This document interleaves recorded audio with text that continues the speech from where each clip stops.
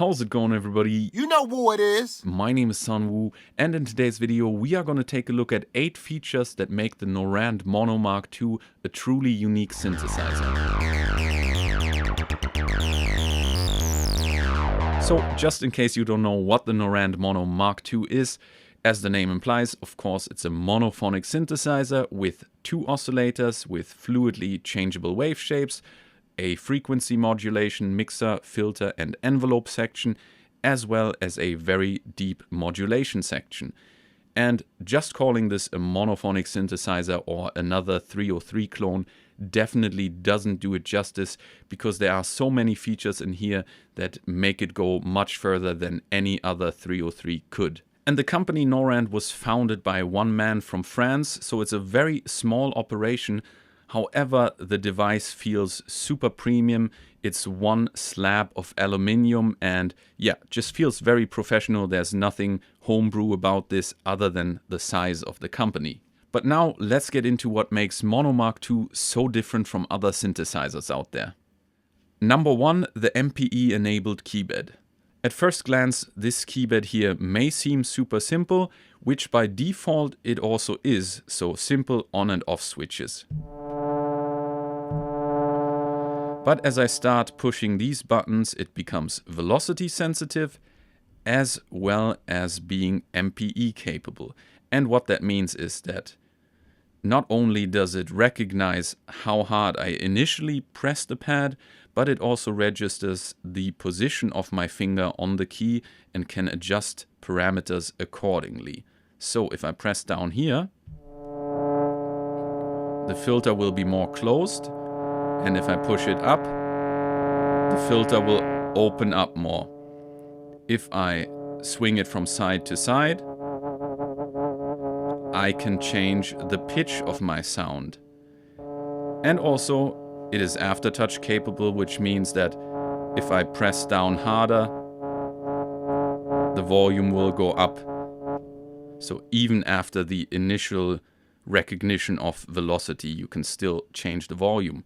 But these aren't the only parameters that you can modulate by moving your finger on the pads. You can easily assign any parameter to these axes by, for example, holding down the X-axis button, and now it's showing me that the frequencies of the oscillators as well as the filter are assigned to the X-axis.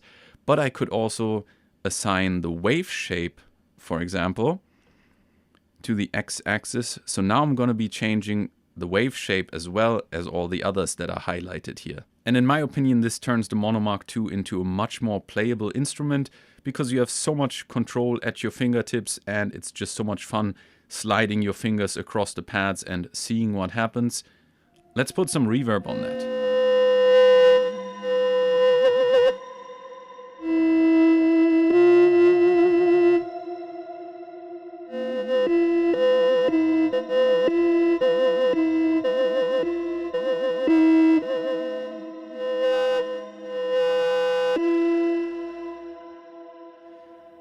The next standout feature, LFOs and envelopes on everything.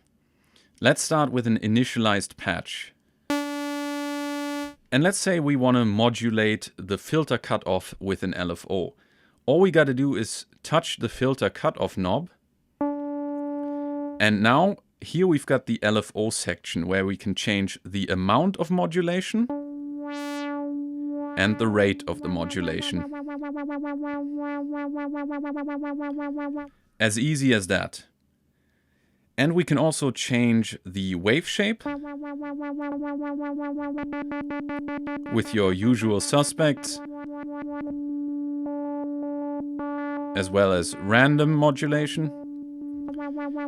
And we can also change the oscillator behavior. So we have an unsynced low frequency oscillator here.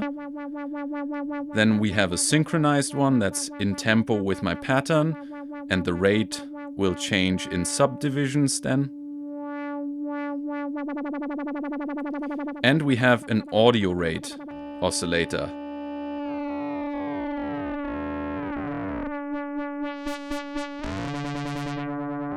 So pretty cool. And the interesting thing is that we have an independent oscillator for each of the parameters. So if I want to also modulate my wave shape over here, I touch the wave shape, change the amount and the rate. I can also again change the wave shape.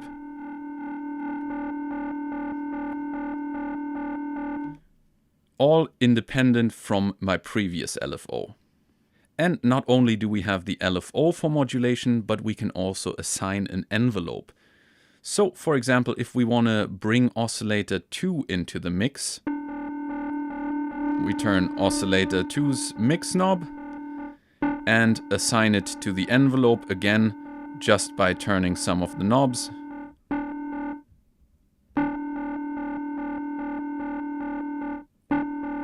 And the amount, of course. Let's change the frequency to make it more noticeable.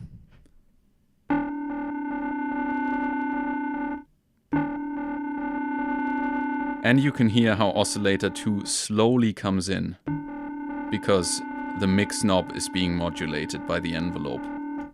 As you can imagine, this is super powerful and can breathe so much life into your patches. And it's just so intuitive to just touch a knob and then turn up the modulation however much you want and be done with it and move on to the next parameter.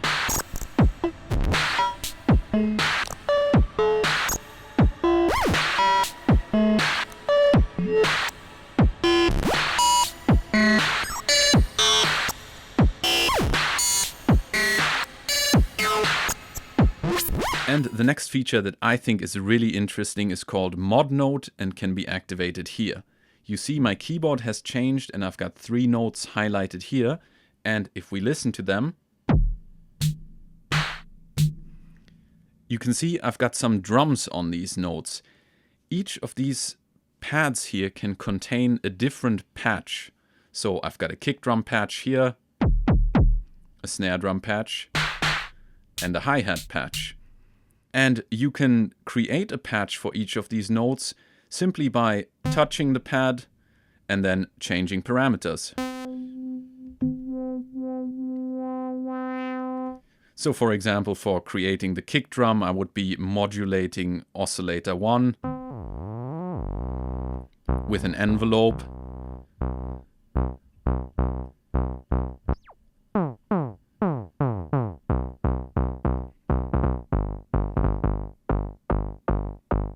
Something like that. Of course, more intricate, but you get the idea. You can set different parameters for each of the pads and then create different patches however you like.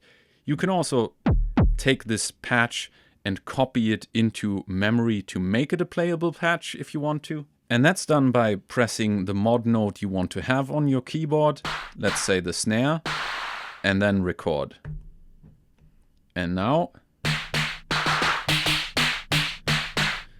I can play my snare drum across the whole keyboard if I want to. And these mod notes can be entered into the sequencer. So let's go to an empty pattern and, for example, kick drum, hat, snare drum. So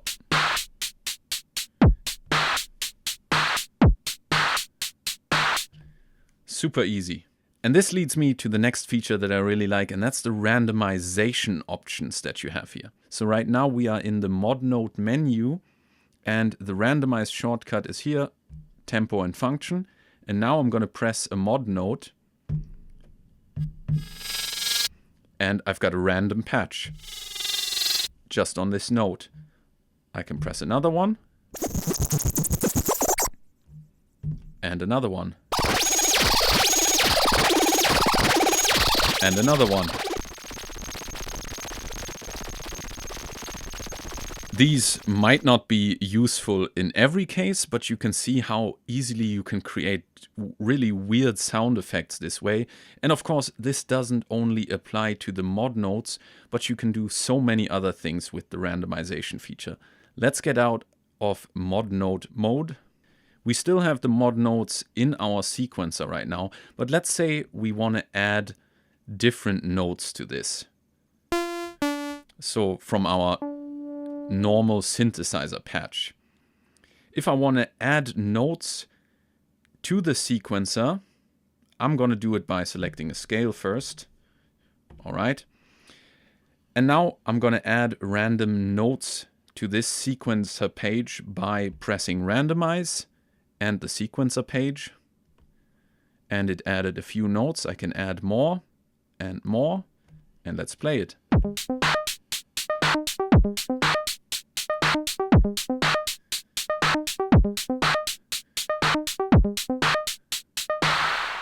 Pretty cool, isn't it?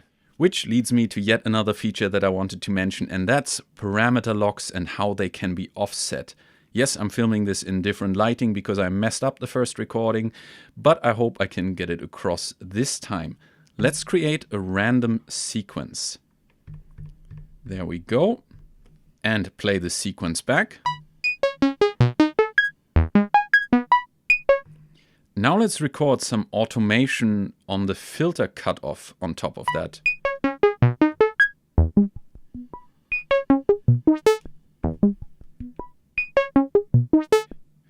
You can hear there clearly is some automation going on. Now, if you are used to Electron devices, for example, that have all this parameter lock stuff, in Electron devices, every time one of these automations now is triggered, it will jump to exactly that value that you have recorded in. In the Mono Mark II, however, these values can be offset using the filter knob. So these automations are in there, but they are relative to the current position of the filter knob. So overall, my filter is more open now, but the values are still jumping with my automations.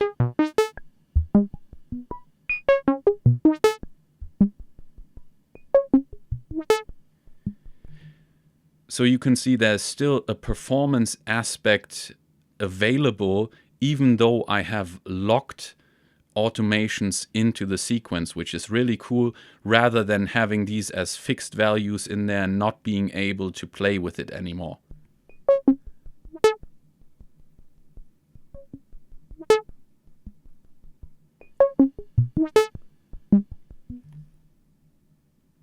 I hope that makes sense.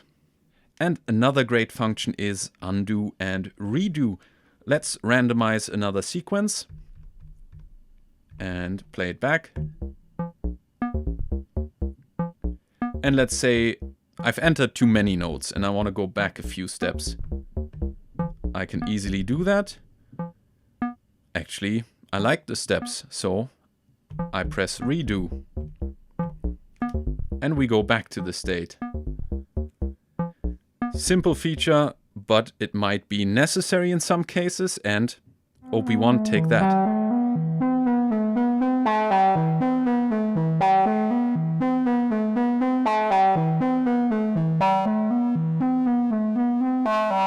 And now to a really insane feature that I don't think I've seen on any other synthesizer or sequencer before, and that is the pattern morph feature that can be activated here. Let's create another pattern next to this one. All right, pattern and here. So now I'm going to create a different pattern with very different sounds so you can hear what's going on better. Some snares and some hi-hats. So this is the second pattern. And now I'm going to press pattern and we're still in morph mode. This is the highlighted pattern that we're playing right now, and next to it is our original pattern.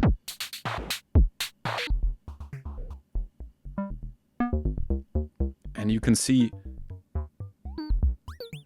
we can fluidly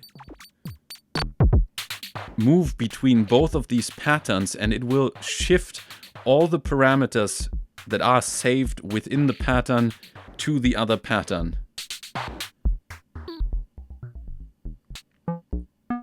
Which is just incredible to me.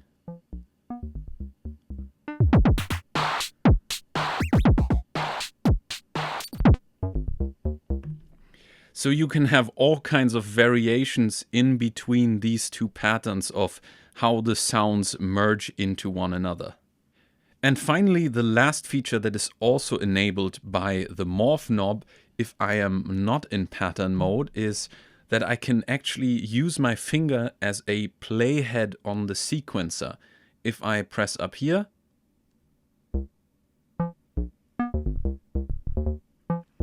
I can trigger the notes within my sequence by sliding my finger across.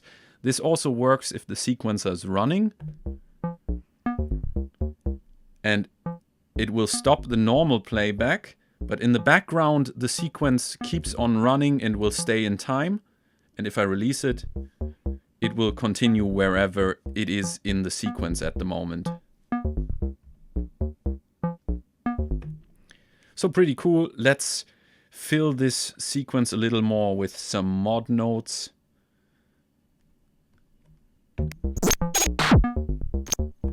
And slide through it.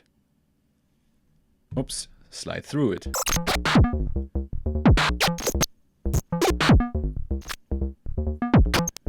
I mean, tell me any other sequencer that can do this, and yeah.